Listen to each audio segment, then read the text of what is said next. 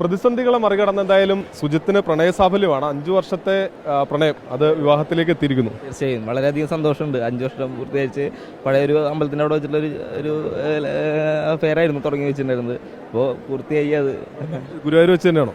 അല്ല ഇവിടെ ചൂണ്ടൽ മുന്നേ നേരുന്ന ശാന്തി അമ്പലത്തിൽ വെച്ചിട്ടായിരുന്നു പ്രണയം തുടങ്ങിയത്. അതിപ്പോൾ ഗുരുവായൂരപ്പൻ്റെ അമ്പലത്തിൽ വെച്ചിട്ട് നമ്മൾ താലികെട്ടി വിവാഹം നടന്നു. പ്രതിസന്ധികളും ഉണ്ടായി അതിനിടയിൽ വന്ന ഒരു വാഹനം. തീർച്ചയായിട്ടും വളരെയധികം പ്രതിസന്ധികളുണ്ടായിരുന്നു. അപ്പോഴും നമ്മുടെ കൂടെ ഉണ്ടായിരുന്നു സ്ട്രോങ് ആയിട്ട് തന്നെ. ഇപ്പോഴും ഇനി സ്ട്രോങ് ആയിട്ട് മുന്നോട്ട് തന്നെ പോകാനുള്ളൊരു മൂമെന്റ്. തൃഷ്ണയാണ് വധു. എന്താ ഈ മുഹൂർത്തത്തിൽ പറയാനുള്ളത്? എന്താ പറയാ, സന്തോഷം. അതന്നെ, ഒരുപാട് കാലത്തെ പ്രണയമാണ്. അത് സഫലീകരിച്ചപ്പോൾ മനസ്സും നിറഞ്ഞു എല്ലാം നിറഞ്ഞെന്ന് പറഞ്ഞ പോലെ നല്ല സന്തോഷം. കേസും പ്രശ്നങ്ങളൊക്കെ ഉണ്ടായപ്പോൾ എന്താ തോന്നിയത്? അത് കേസൊക്കെ പ്രശ്നം കുഴപ്പമില്ല, പക്ഷെ ഇപ്പൊ അത് സത്യം തെളിഞ്ഞല്ലോ, അതന്നെ ഒരു വലിയ കാര്യം. പേടി തോന്നിയിരുന്നോ? പേടിയൊക്കെ ഉണ്ടായിരുന്നു. പേടിയില്ലാതിരിക്കില്ലല്ലോ, എന്റെ ചെക്കനല്ലേ.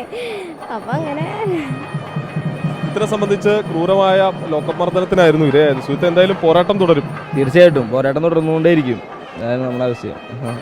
കോൺഗ്രസ് നേതാക്കളുടെ ഒക്കെ നേതൃത്വത്തിലായിരുന്നു, സാന്നിധ്യത്തിലായിരുന്നു വിവാഹം നടന്നത്.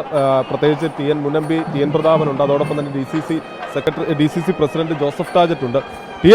എത്രമാത്രം സന്തോഷമുണ്ട്. സുജിത്തിന് രാഷ്ട്രീയ പോരാട്ടങ്ങൾക്ക് കോൺഗ്രസ് പാർട്ടി നിൽക്കുന്ന പോലെ തന്നെ കുടുംബ പോരാട്ടത്തിനും കോൺഗ്രസ് പാർട്ടി നിൽക്കുകയാണ്.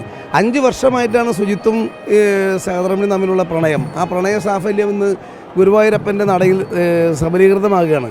ആ സന്ദർഭത്തിൽ കോൺഗ്രസ് പാർട്ടി സുജിത്തിൻ്റെ കുടുംബത്തിൻ്റെ കൂടെ ഉണ്ടാകും, വ്യക്തിപരമായും കൂടെ ഉണ്ടാകും, സാമൂഹ്യമായും കൂടെ ഉണ്ടാകും, രാഷ്ട്രീയമായും കൂടെ ഉണ്ടാകും. ഈ കുടുംബത്തെ സംരക്ഷിക്കുന്നത് കോൺഗ്രസ് പാർട്ടിയുടെ ഉത്തരവാദിത്തമാണ്.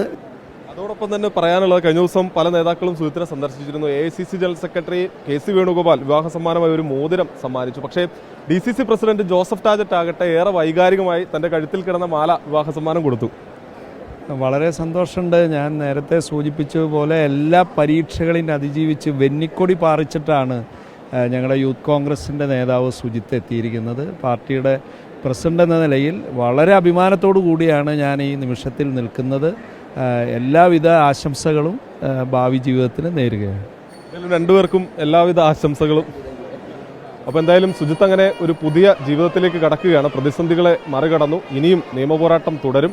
ഇനിയും ഏറെ കടമ്പകളുണ്ട് എന്നുള്ളതാണ് സുജിത്തും പറയുന്നത്.